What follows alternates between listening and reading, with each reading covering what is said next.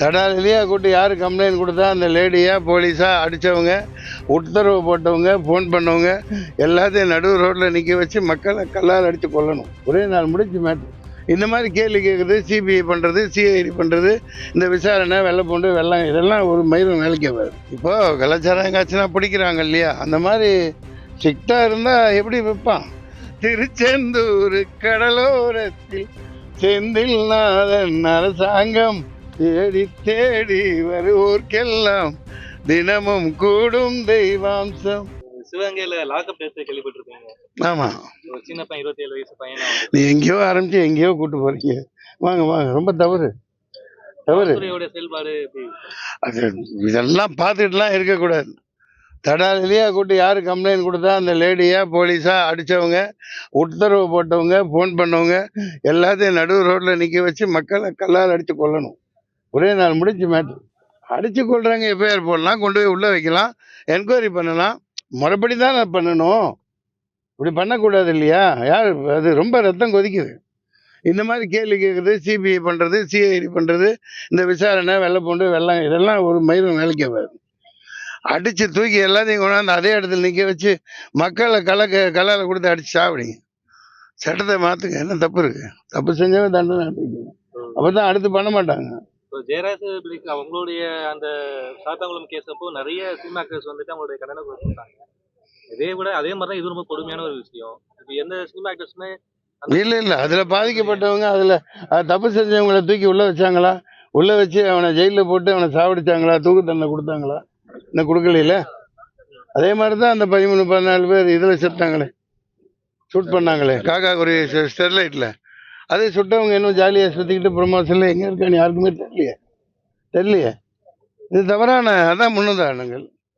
தவறு. மனித உயிர்கள் மலிவாக கொல்லப்படுது. இப்போ அதிமுக ஆட்சியில் இருக்கும்போது சினிமா ஸ்டார்ஸ் நிறைய பேர் கண்டனம் கொடுத்தாங்க, பெரிய லெவலில் பேசினாங்க. கண்டனம் கொடுக்கறதுனால என்னங்க? இருக்கும்போது எந்த இது யாருமே கொடுக்கவே இல்லையே. அதையுமே கேளுங்க.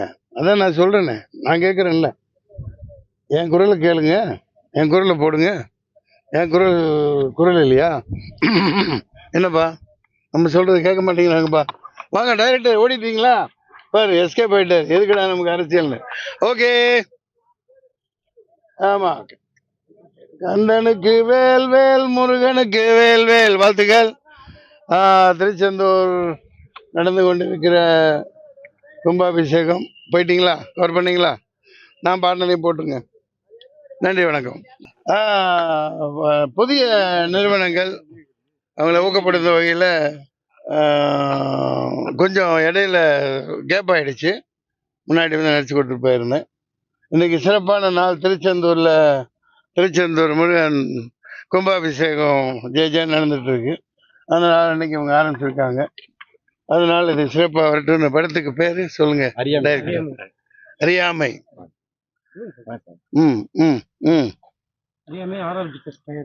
ஆர்ஆர் பிக்சர்ஸ் மதுரையில் இப்போ நிறைய பேர் படம் பண்ணுறாங்க. அந்த வகையில் பாராட்டலாம். நிறைய பேர் மதுரை பேசுகிற நடிகர்கள் இருக்கனால அது ஒரு ஊக்குவிக்கும் வகையில் சினிமா இங்கே நகர்ந்துக்கிட்டு இருக்குது. கோடம்பாக்கத்திலேருந்து அதிகமாக மதுரைக்கே கொண்டு வந்துருவாங்க. இன்னைக்கு சிறப்பான நாள் இதை நடத்துறதுனால உங்களையெல்லாம் சந்தித்ததில் எங்களுக்கு ரொம்ப மகிழ்ச்சி. வா நடிகா, வா. ஆமாம், திருச்செந்தூர் கடலோரத்தில் செந்தில் நாதன் அரசாங்கம் தேடி தேடி வருவோர்க்கெல்லாம் தினமும் கூடும் தெய்வாம்சம்.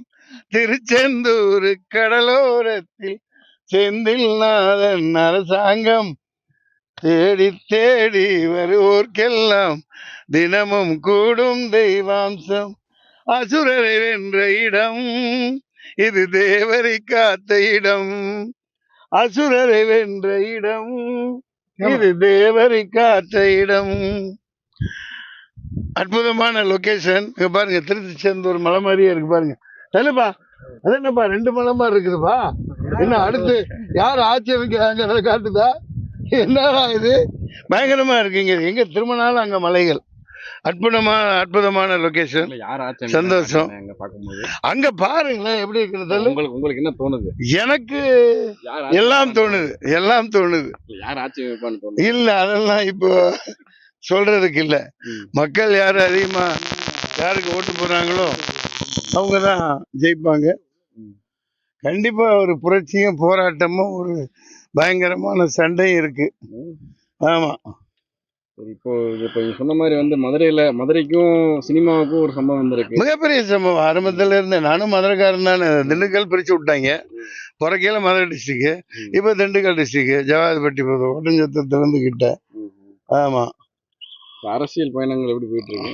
அரசியல் பயணங்கள் பூதாகரமா இறங்க வேண்டியிருக்கும். ம். நேரம் வரும், வந்துருச்சு. ம். அதற்கான தேவை இருக்குது. ம். ஆமா. உங்க தம்பி விஜய் இப்போ ஆமா. என்ன பண்ண போறாரு? இல்ல அது அவரவர் விருப்பம்தான். நம்ம ம். அரசியல்னு வந்துட்டா தம்பி அண்ணன் ம். எல்லாமே மகாபாரத கதை தான். ம். தம்பி அதனால தம்பிக்கு ஆதரவா இல்ல எதிர்ப்பா? அதெல்லாம் இப்போ ஒன்றும் சொல்ல முடியாது. இப்போதைக்கு நான் இந்த அறியாமையில் நடிக்க வந்திருக்கிறேன் ஐயா. அது அறியாமை. நான் ஒரு அறியாதவன் ஐயா. நடிப்பு மட்டும்தான் நமக்கு தெரியும் ஐயா. ஆமா. இன்னைக்கு இதுல வந்துட்டு ஒரு போதை கலாச்சாரம் ஒண்ணு இருக்கு. ஸ்ரீகாந்த் அரசு பண்ணிருக்காங்க, ம் கிருஷ்ணா அரசு பண்ணிருக்காங்க. ம் கொக்கைன் பார்ட்டின்றது வந்து உண்மைக்கே இதுல உங்களுடைய இதுல இருக்குதா? இல்லை, நான் கேள்விப்பட்டதில்லை. என் பையனை மாட்டேனா 4 சாத்தினே நான் தான் பிடிச்சே கொடுத்தேன். அவங்க என்ன சொல்லியிருந்தாங்கன்னாக்க ஃபோன் நம்பர் அதில் இருந்துச்சு அப்படின்னு. அவன் கேட்டுட்டு விட்டுருவோன்னாங்க. அப்புறம் அவனையும் போட்டு விட்டுட்டாங்க. அது அந்த மாதிரி பழக்கம் வந்து இப்போ குழந்தைகள் மத்தியில் ரொம்ப அதிகமாகிடுச்சு. அதனால புழங்கப்படக்கூடாது. சினிமான்னு இல்லை, ஏன் புழங்குது? இப்போ கலாச்சாரம் எங்காச்சுன்னா பிடிக்கிறாங்க இல்லையா? அந்த மாதிரி ஸ்ட்ரிக்டாக இருந்தால் எப்படி விற்பான்? தூக்கி உள்ள வை, போடு, இது பண்ணு. அது புழக்கங்கள் அதிகமாக இருக்கு. அதனால தான் இவ்வளோ நடக்குது. பாவம், அவங்களுக்கும் சினிமா வாய்ப்புகள் ஒன்றும் இல்லை. அந்த ஸ்ரீகாந்த் இதெல்லாம் நல்ல நடிகன், பெரிய ஹீரோ. பல படங்களை அவங்க சில பேரையே வச்சு நடிக்க வச்சுக்கிட்டு எடுத்துக்கிட்டு விட்டுக்கிட்டு இருக்காங்க. நல்ல அழகான நடிகர்கள் ஸ்ரீகாந்தெல்லாம் நல்ல நடிகனுக்கெலாம் வாய்ப்பு இல்லை. அதனால் இந்த மாதிரி போகிறாங்களோ என்னவோ தெரியல. அது இப்படி சுலபமாக கிடைக்கக்கூடாது கைகளில். அது வெளிநாடுகளெலாம் தூக்கி உடனே பட்டார் உள்ளே போட்டுருவாங்க. ஏதோ அந்த தவறுகளுக்கு நம்ம குழந்தைகளை, பசங்களை, இளைஞர்களை உட்படுத்தக்கூடாது. அது இராணுவ இதாக கண்ட்ரோல் பண்ணணும். ஆனால் காவல்துறை எல்லாமே அதில் விளையாட்டுத்தனமாக அது என்னமோ கேர்லெஸ்ஸாக இருக்கிறாங்க. பல பேர் அவர்களை மீறி வர்றதுக்கு வாய்ப்பில்லை. சமுதாயத்துக்கு ஏதோ வருஷத்துக்கு ஒரு தடவை அப்படின்ற மாதிரி தான் இந்த மாதிரி நடக்குது. எந்த மாதிரி? போதை விஷயம் இல்லை, அது பிடிபடுறதுனால நடக்குது. பிடிபடக்கூடாதுல்ல, மார்க்கெட்டில் விற்கப்படக்கூடாதுல்ல, தடுக்கணும் இல்லையா? ஏற்கனவே உணவே நஞ்சாயிடுச்சு. காய்கறிகள்லாம் ஊசி போட்டு வளர்க்குறான். ஆடு, கோழி, மாடை ஊசி போட்டு வளர்க்குறான். எல்லாமே நஞ்சாயிடுச்சு. அதனால நாளைய தலைமுறை ரொம்ப கேள்விக்குறி தான்.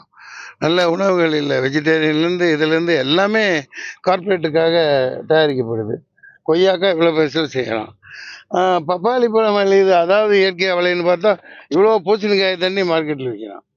கிலோ இவ்வளோ ஒன்று 5 கிலோ ஒரு பப்பாளி பழம் சென்னைக்கு வந்து இறங்குது. அதை கொண்டு போய் வெட்டி சாப்பிட்டா ஒன்றுமே இல்லை, சாப்பிட்ட மாதிரியே இல்லை. தக்காளி பிளாஸ்டிக் வண்டியில் வந்து 100 ரூபாய்க்கு 6 கிலோ விற்கிறாங்க. அள்ளி போட்டேன், ஒரு 5-6 பழம் வண்டியில் சிந்திருச்சு. அது 1 மாதமாக இருக்குது, இன்னமும் இருக்குது, கிடவே இல்லை, கிடவே இல்லை. அது ஒரு பிளாஸ்டிக் தக்காளி. இப்போயே பாருங்க எப்படி எல்லாமே கார்ப்பரேட் மயமாயிடுச்சு. அது ஒரு ஆள் வரணும், ஆட்சி மாறணும், அடித்து பொலி போடணும். இப்போ துபாய், சிங்கப்பூர், மலேசியா, இந்த திண்ணி நாடுகள் அங்கே சாப்பிட்றதுக்குன்னே போகிறோம். ஏன் போகிறோம்? அங்கே எல்லாம் ஜென்யூனாக இருக்குது. அடித்து கழட்டிடுவான், தூக்கி தொங்க விட்டுருவான். எல்லா பொருளும் இங்கே வண்டி வர்றது பாருங்கள், கடமடா நாடும். அங்கே வர்ற வண்டியெல்லாம் பயங்கரமாக தான் எக்ஸ்போர்ட் பண்ணுறான், இல்லாட்டி தூக்கிடுவான். அந்த மாதிரி கடுமையான சட்டங்கள் வரணும்.